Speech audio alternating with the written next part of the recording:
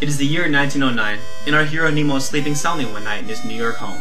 That night, he is awakened in his room by a strange woman, who extends an invitation by Camille, the Princess of Slumberland, to be her playmate. Like any 7-year-old boy, Nemo is at first hesitant to go and play with a girl.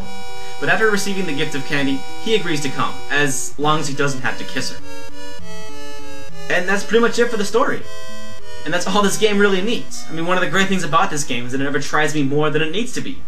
A fairy tale.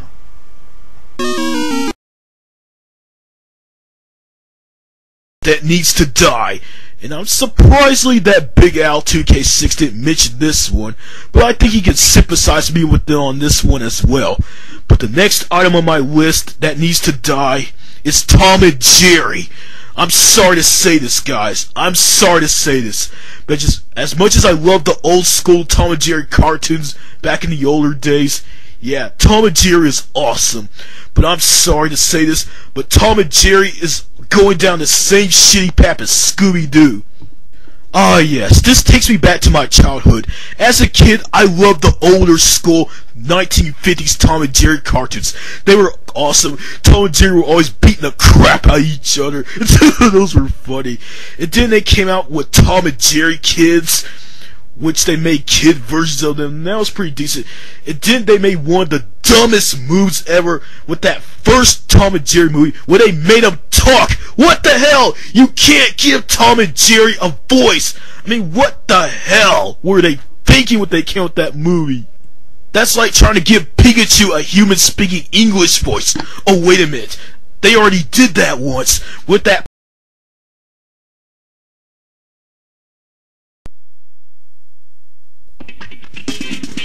People, King Human here. I'm King Human, and I got shit to say, cause I get pissed off just like you. I'm a human being, just like you. Like you, like you, like you. Yeah, I'm King Human, and this is an old-fashioned rant blog.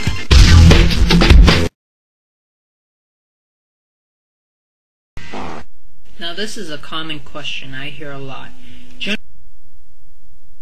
Generally, whenever the Dreamcast is brought up, people always ask, why did the Dreamcast die?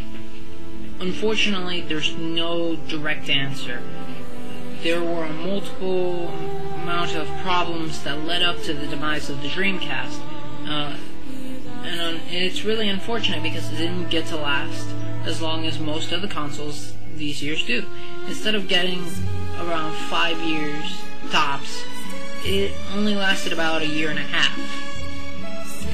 One of the problems with the Dreamcast was that it did not feature DVD. And not very good quality, and they really don't tell you much about the character that you didn't already know going into it.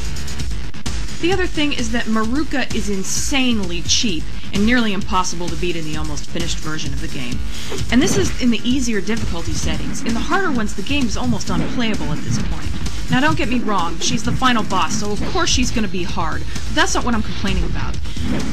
This just ticks me off because she's such a cool and powerful looking character, but seeing her pull such cowardly tricks as these really kind of kills that feeling and makes her seem kind of pathetic. Hell, you know what? This is what it feels like to fight Maruka.